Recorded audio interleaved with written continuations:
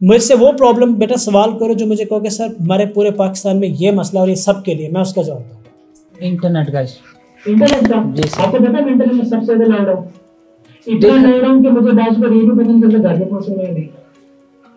आप जरा Google sir जी आप देखें ना, एक तरफ आप बात करते हैं कि हम फ्यूचर पाकिस्तान का, तो दूसरी तरफ यही है कि हम ये भी इश्यूज देख रहे हैं कि ना इंटरनेट है, हम कहाँ मतलब किधर जाके काम करें। आप काउंटर क्वेश्चन करो, यही तो माइंडसेट चेंज करना है जो आपका है।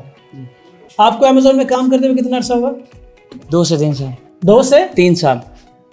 अच्छा, 2 से 3 साल भाई को मैं इस फील्ड में काम करते हैं। और इंटरनेट कितने सालों से खराब है? इश्यूज आए हैं तो बेटा मैं पूछ रहा हूँ ना, जस्ट इंटरनेट कितने सालों से खराब है? नहीं इतने साल से तो नहीं, अभी रिसेंटली अभी हुआ। और आपने एक्सक्यूज दे दिया। जी सर। तो is it affecting your growth? अगर आप मुझे ये कहते हैं कि सर आगे गवर्नमेंट ने अनाउंस किया है कि अगले पूरा साल इंटरनेट नहीं आएगा, मैं आपके साथ बाहर सड़क पे बैठा होता, ट्रैफिक हम एहतजाज करते। याद रखें आज इंटरनेट का इशू है, कल इलेक्ट्रिसिटी का इशू होगा, परसों सेहत का इशू होगा, उसके बाद फैमिली प्रेशर का इशू होगा, उसके बाद बीवी से झगड़े का इशू होगा, उसके बाद माँ बाप के साथ झगड़े का इशू होगा, किसी दोस्त के साथ फड्डा हो जाएगा, कोई खामखा का केस आपके ऊपर कर देगा, मुल्क के अंदर वीज़ास बंद हो जाएंगे, बहुत सारे मसाइल ज़िंदगी में आएंगे। तो क्या करें?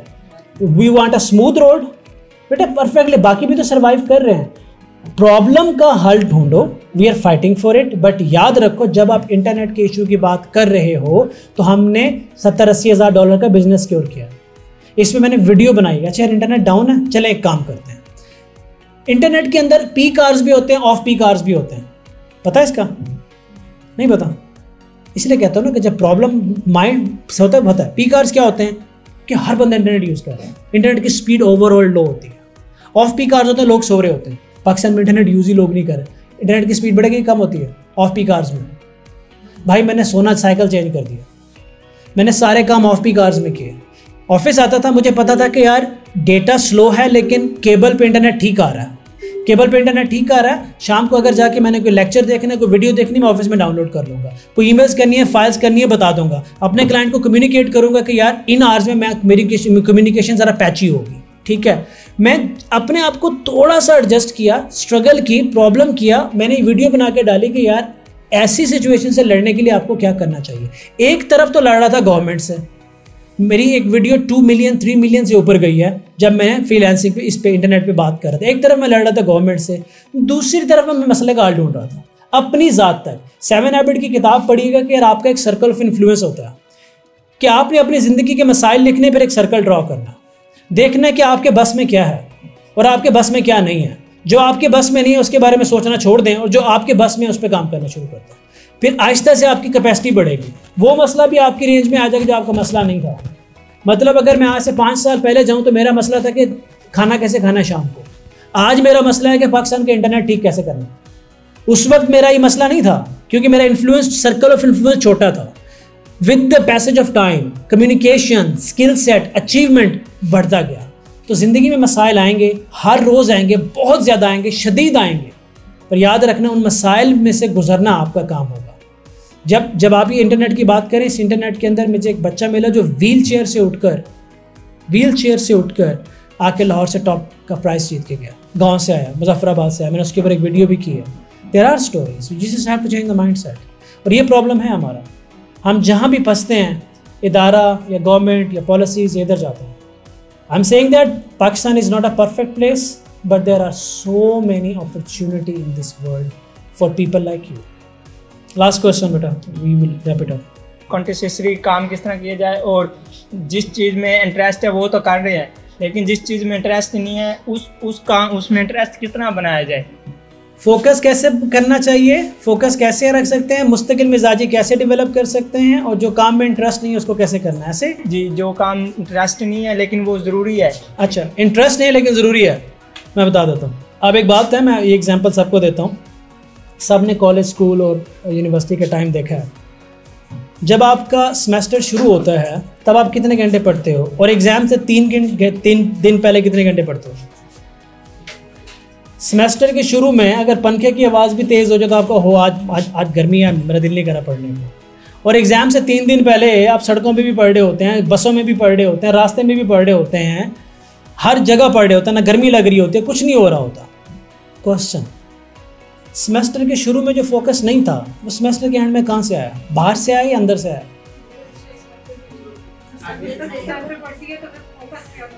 मैं भी इस पे अंदर से आया या बाहर से आया? बाहर से आया।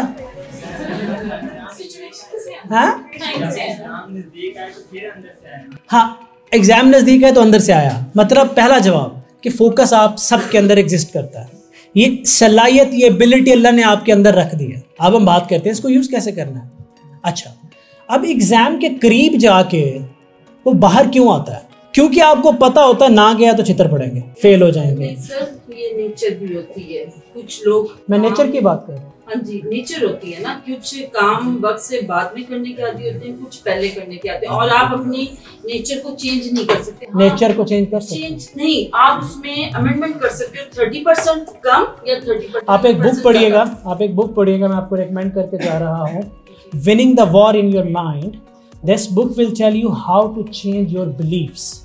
ठीक है, बिलीव्स होते क्या हैं और आप अपने बिलीव्स बदलते कैसे हो, और वो साइंटिफिकली प्रूव करेगा। फॉर एग्जांपल, उस बुक के अंदर एक एग्जांपल दी गई है कि एक बंदे ने आपकी लव्ड वन को गन पॉइंट पर रखा हुआ हो और वो कहे कि कहो मैं जीसस क्राइस्ट हूँ, मानो, अदरवाइज नहीं मानोगे तो मैं इसको गोली मार दूंगा। आपको तो पता है वो जीसस क्राइस्ट नहीं है, राइट? लेकिन आपको पता है कि अगर मैं ना मानी तो वो गोली मार देगा, तो आप उसको कहोगे हाँ यू आर जीसस क्राइस्ट, क्योंकि उस गोली ना मार दे। तो आपने झूठ बोल दिया, लेकिन आपका बिलीफ है कि वो जीसस क्राइस्ट नहीं है। अच्छा, अब वो क्या कहता है, वो एक ग्लास उठाता है, उसके अंदर पानी होता है और उसको वाइन में कन्वर्ट कर देता है, राइट? जो कि एक प्रॉपर्टी एसोसिएट किया। उसने आपको एक एविडेंस दिया of being a Jesus Christ, और वो एविडेंस आपके ब्रेन में पड़े एविडेंस से ज्यादा मजबूत था, तो आपका बिलीफ बदला। आपका उस बारे में बिलीफ चेंज हुआ। जी, मैं आपको यही बता रही हूँ कि अगर मेरा बिलीफ इतना स्ट्रॉन्ग नहीं है तो मैं उसको स्ट्रॉन्ग 30% तक कर सकती हूँ, 30% कम या ज्यादा, मैं 100% नहीं कर सकती। There is no percentage. 100% हो सकता है। जस्ट अ सेकंड, मैं कहता हूँ 100% हो सकता है। पता कैसे हो सकता है? आप उस बुक को पढ़िएगा, आपको सारे जवाब मिलेंगे। 1,20,000 लोग यूएस में ऐसे हैं जो ये समझते हैं कि अर्थ जो है वो फ्लैट है, और वो पानी में जाने से डरते हैं, कि कहीं हम गिर ना जाए आगे जाके। 1,20,000। सो लेट मी ऐड, वो बुक साथ आप दीजिएगा कि how you change your beliefs, तो होता है। And there is no percentage, simple इस बात है। आपको एक एविडेंस में देता हूँ, और वो एविडेंस ये है कि आपको कहते हैं कि यार elephant is flying, you won't believe that because you have seen elephant, you have seen them, they are big in size, they cannot fly. The evidence that you have in your mind is stronger than the person who is claiming something else. लेकिन अगर आप कभी उसको उड़ता हुआ देख लें और एविडेंस आपका स्ट्रॉन्ग हो जाए तो you will be able to change it. आप पूरी बुक पढ़ेंगे, you will understand the psychology. हाँ, मेरा ख्याल, मुझे नहीं पता, मैं बुक्स खरीदता हूँ किंडल स्टोर से, मेरे पास किंडल है, मैं किंडल स्टोर से बुक खरीदता हूँ, मैं वहाँ से पढ़ता हूँ। दीज आर बुक्स जिनके ऊपर 20-30 ईयर्स की रिसर्च होती है। So coming back to the natural part, कि ह्यूमन नेचर है, बिल्कुल सही है कि ह्यूमन नेचर है कि यार जब सर पे आएगी तो पढ़ेंगे। आपका सवाल ये कि फोकस आता कहाँ है, तो मैं आपको उसका जवाब देने जा रहा हूँ कि अगर आपको ये पहले से पता हो कि फोकस आपके अंदर है, ठीक है, पहले से पता, क्योंकि लोग यहाँ गिव अप कर जाते हैं कि सर मेरे अंदर अल्लाह ने रखा ही नहीं है, मैं ये कर ही नहीं सकता। और जैसे ये जहन में आता है कि मेरे से फोकस नहीं हो सकता, आप एक डिजीज़ में चले गए। जैसे लोग ऐसे भी हैं, आप ज़रा मेडिकल रिसर्च कीजिएगा, लोगों ने कई साल व्हील चेयर पे हैं और उनको कोई मसला नहीं है, वो खड़े नहीं हो सकते, चल नहीं सकते। क्यों? क्योंकि उनको लगता है वो खड़े हुए तो गिर जाएंगे, वो नहीं चल सकते। मेडिकल रिसर्च कीजिएगा, इसका नाम भी है प्रॉपर, कि वो कभी व्हील चेयर से नहीं उठ पाते क्योंकि उनको लगता है वो नहीं उठ पाएंगे। सो इसलिए सबसे पहले मैंने ये एविडेंस प्रूव किया कि फोकस आपके अंदर है। पहले तो ये समझ लो यू हैव इट। अब हमने देखना उसको निकालना कैसे है। अब हम क्या करते हैं, हम एनालिसिस नहीं करते। एनालिसिस क्या होता है कि यार आप जो काम करने जा रहे हो, चाहे इंटरेस्ट है या नहीं है, करोगे तो क्या फ़ायदा होगा उसको लिखो, नहीं करोगे तो क्या नुकसान होगा उसको लिखो, फिर लिखो अगर जब आपको फ़ायदा होगा तो आपकी ज़िंदगी कैसे होगी। जस्ट इमेजिन, कभी आपने किसी जिम में किसी बंदे को वर्कआउट करते थे क्या, बॉडी बिल्डर को, जो कि एक बड़ा पेनफुल प्रोसेस होता है। उन्होंने जिम के अंदर तस्वीरें लगाई होती, वो अपनी इमेजिनेशन को इतना स्ट्रॉन्ग करते हैं कि यार 1 साल बाद मैं ऐसा हूँ। जब वो थकते हैं तो उसको देखते हैं। वो जब भी उनसे एक्सरसाइज नहीं हो रही होती, कई, क्योंकि सालों का ट्रांसफॉर्मेशन प्रोसेस सालों का होता है, वो हमेशा इमेजिन करते हैं कि यार जब मैं ऐसा हो जाऊंगा तो कैसा होगा। जब वो इमेजिनेशन स्ट्रांग हो जाती है, आपकी प्रैक्टिस करने से होती है, तो फिर आप वो काम भी बड़ी आसानी से कर जाते हो जिसमें फ़ायदा तो है लेकिन इंटरेस्ट नहीं है, क्योंकि आपकी इमेजिनेशन बहुत स्ट्रांग है। मेरा यहाँ आने का कोई इंटरेस्ट नहीं था, ठीक है, लिसन, मेरा यहाँ आने का कोई इंटरेस्ट नहीं था। मैं यहाँ आया हूँ, मेरी साकिब भाई से बिजनेस डीलिंग चल रही है। साकिब भाई ने मुझे कहा आपने यहाँ आना है। मैंने कहा अच्छा यार कोई बात नहीं, साकिब भाई ने कह दिया, उसकी बात मानूंगा तो एक रिप्यूट आपकी अच्छी होती है, ठीक है। मैं जाऊंगा तो किसी का फायदा होगा, कोई दुआएं करेगा। मैं जाके बात करूंगा तो हमारी इंटरनेशनल रेपुटेशन बढ़ेगी, राइट। तो मैंने उन फायदों को इमेजिन किया और मेरा जो इंटरेस्ट नहीं था वो डेवलप हो गया और मैं आपके पास आ गया। You just do it as an habit. Whenever you are unable to do something, whenever you are unable to focus on something, whenever you are lacking in consistency, try to imagine thing, और imagine करके हम भूल जाते हैं actually. Imagine करके write it down and keep that paper with you and keep reading it. You were going to Bhawanpur and I was watching your story and I just realized yeah, he's also here. Why can't we meet him? Or next moment I got the message that Sir Malik Sahab is coming. अल्लाह ने ना एक निज़ाम बनाया, we are entangled. कहते हैं एक इंसान का कत्ल पूरी इंसानियत का कत्ल होता है। कभी इसका साइंटिफिक साइज देखिए, आप सोचा है वाई वी से दैट एक इंसान का कत्ल पूरी इंसानियत का कत्ल है। ये लिखा था कि मैंने यहाँ आना था, आपसे मिलना था, आपसे बात करनी थी, कुछ अल्फाज मैंने यहाँ अदा करने थे। ये इंटैंगल्ड है हमारा सारा कुछ। जब किसी एक इंसान को फोर्सफुली एलिमिनेट कर दिया जाता है तो पूरी इंटेंगलमेंट चेंज होती है। मैंने जहां जहां जाना होगा मैं वहां नहीं हूं, वहां कोई और होगा। पूरी इंटेंगलमेंट हर चीज बदलती है, इसलिए पूरी कायनात बदलती है किसी एक इंसान के साथ। If I am here, I was meant to be here. Bahawalpur से मैं आया था जिस वजह से, एक दिन में जाके एक दिन में वापस आया था, जिस वजह से आया वो इवेंट कैंसिल हो गया। This is called belief. मैं ख़त्म करूँगा इस बात पे कि आप लोग अपनी ज़िंदगी प्लान कर रहे होंगे ना, मैं एक गारंटी देकर जा रहा हूँ, कोई भी शख्स आप लोगों में से 100% प्लान नहीं कर पाएगा, क्योंकि जैसे थोड़ा आगे जाओगे अनआंसर्ड क्वेश्चन, तो ये होगा तो क्या होगा, वो होगा तो क्या होगा, यहाँ से फेथ शुरू होता है। आपने अपना दिमाग लगाया, लॉजिक लगाई, स्किल लगाया, मैं आऊँगी, मैं एक कोर्स लूँगा या लूँगी, मैं मेहनत करूँगी, मेरे पास क्लाइंट आएगा, मैं उस क्लाइंट को री इन्वेस्ट करूँगी, मैं ये करते करते यहाँ पहुँचेंगे और रुक गए। ये जवाब शायद आपको नहीं मिलेगा कि आपके अकाउंट के अंदर 1 मिलियन 2 मिलियन डॉलर का पड़ा होगा, यह जवाब नहीं मिलेगा आपको। यहाँ से फेथ शुरू होता है, यहाँ से फेथ शुरू होता है।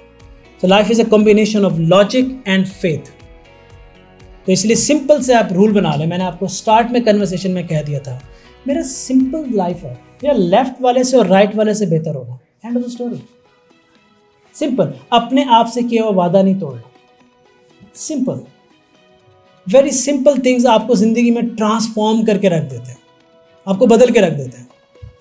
आई have decided to do something, I will do it until unless कोई आउट ऑफ कंट्रोल सर्कमस्टांसेस ना बदल जाए।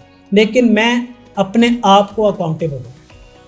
मैं अपने आप से हार गया, मैं पूरी दुनिया से हार गया। तो मैं आपको यही तो सिखा के जा रहा हूँ कि शायद मैं आपको फ्रीलांसिंग यहाँ पे तो बड़े बड़े लेक्चर नहीं दे सकता, but all I can say is that the basic principles of success, faith and logic.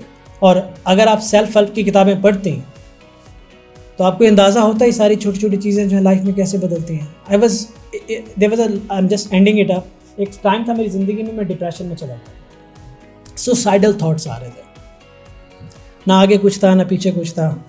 मैं लाहौर में घर से भाग के आया था, and I never went back. 28 साल तक मैं होमलेस रहा हूँ। तो समझ नहीं आ रही थी कि पीछे भी कोई नहीं है, आगे भी कोई नहीं है, घर भी नहीं है, रहने की जगह भी नहीं है, स्किल भी नहीं है, सब करके देख लिया है। सुसाइडल थॉट्स थे। तब मैंने एक बुक पढ़ी थी 7 हैबिट्स, और उसके अंदर मैंने ये सर्कल ऑफ इन्फ्लुएंस की थ्योरी समझी थी। And at that day I draw that circle कि मेरे बस में क्या है, मेरे बस में क्या है, मैं वो करूँ। और मैं नहीं सोचूंगा कि साल बाद क्या होगा, मैं नहीं सोचूंगा कि 2 साल बाद क्या होगा। मुझे ये पता है कि मैंने आज क्या करना है, कल क्या करना है, what I can change, what I can not change. What you cannot change today, you will be able to change it tomorrow. Only if you focus on the thing that you can change today. So draw your circles, list down your problems and see what you can do, what you cannot do. Thank you very much sir. It was meant to be 20-30 minutes but बहुत लंबा हो गया. मुझे बर्दाश्त करने का शुक्रिया. Thank you.